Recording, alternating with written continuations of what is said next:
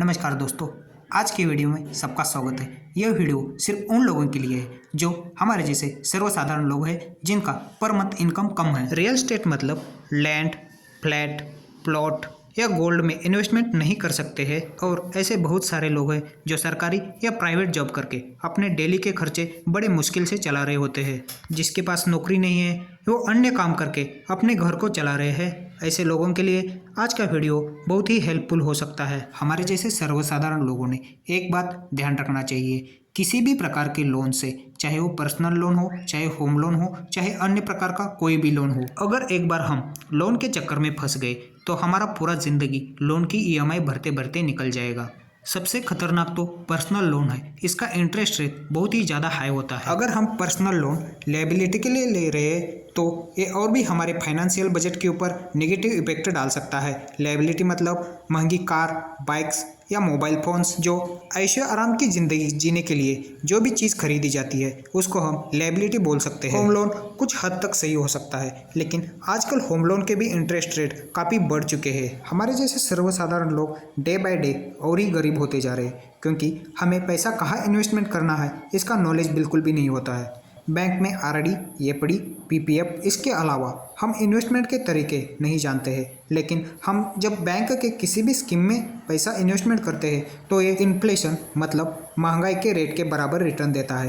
यानी कि हम आज जैसे हैं आने वाले 20 साल के बाद भी ऐसे ही रहेंगे। हम लोग स्टॉक मार्केट में इन्वेस्टमेंट करने के लिए डरते हैं, क्योंकि सबको लगता है स्टॉक मार्केट एक जुआ है। इसमें इन्वेस्टमेंट करने से आदमी बर्बाद हो जाता है, लूट जाता है, पैसा डूब जाता है। यह कुछ हद तक सही भी है, क्योंकि हमें स्टॉक मार्केट का नॉलेज नहीं है और हम शॉर्ट टर्म के लिए इन्वेस्टमेंट करते हैं। जिसको स्टॉक मार्केट का नॉलेज नहीं है और वो स्टॉक में इन्वेस्टमेंट कर रहा है तो एक खाली कुएं में जंप करने जैसा है। इसलिए जिसको स्टॉक मार्केट का नॉलेज नहीं है उसमें बिल्कुल भी स्टॉक मार्केट में इन्वेस्टमेंट नहीं करना चाहिए। तो हमारे जैसे लोगों ने पैसा कहाँ इन्वेस्टमेंट करना चाहिए जहाँ पर हमें कम रिस्क के साथ महंगाई रेट से भी ज़्यादा रिटर्न मिल सकते हैं। तो इसके लिए बेस्ट ऑप्शन हो सकता है इक्विटी म्यूचुअल। अगर हमें स्टॉक मार्केट का नॉलेज नहीं है तो कोई बात नहीं, हम म्यूचुअल फंड में इन्वेस्टमेंट करके कम रिस्क के साथ महंगाई रेट को आसानी से बीट कर सकते हैं और एक लॉन्ग टर्म में अच्छी वेल्थ क्रिएशन कर सकते हैं। म्यूचुअल फंड क्या होता है, कैसे काम करता है, यह मैं मेरी पिछली वीडियो में बता चुका हूँ। लोगों के मन में अभी भी बहुत सारे क्वेश्चन हैं। म्यूचुअल फंड कंपनी भाग जाएगा तो, म्यूचुअल फंड डूब जाएगा तो, हम जिस ऐप में इन्वेस्टमेंट कर रहे हैं वह ऐप बंद हो जाएगा तो हमारे पैसे का क्या होगा। मन में ऐसे क्वेश्चन आना सही भी है, लेकिन इस क्वेश्चंस का एक सॉल्यूशन हो सकता है।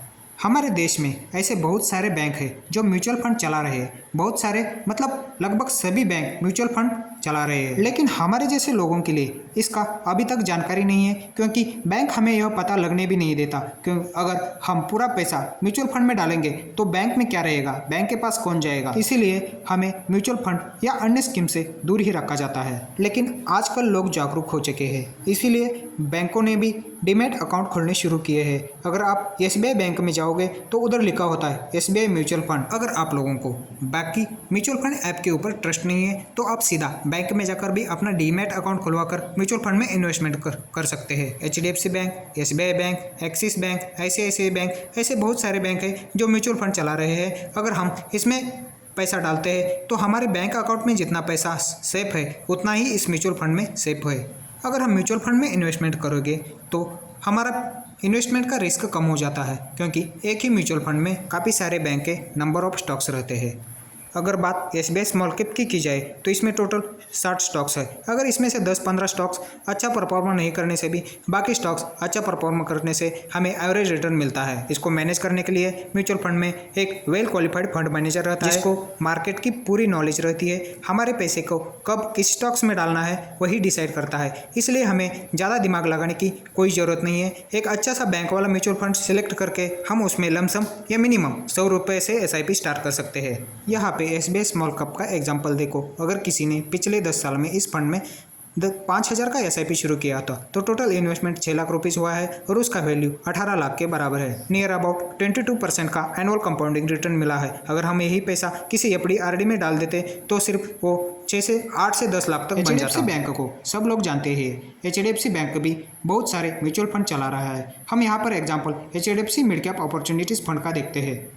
इसमें भी नंबर ऑफ स्टॉक्स है और ज़्यादा स्टॉक्स होने के कारण हमारा पैसा वेल डाइवर्सिफाइड होता है और लॉन्ग टर्म में एक अच्छा रिटर्न मिलने की संभावना रहती है। इस म्यूचुअल फंड में भी हम मिनिमम 100 रुपये से SIP स्टार्ट कर सकते हैं और हमारे पास कम पैसा होने से या पैसा कहीं से आने से 500-1000 रुपया ऐसे करके लमसम अमाउंट भी इन्वेस्टमेंट कर सकते हैं।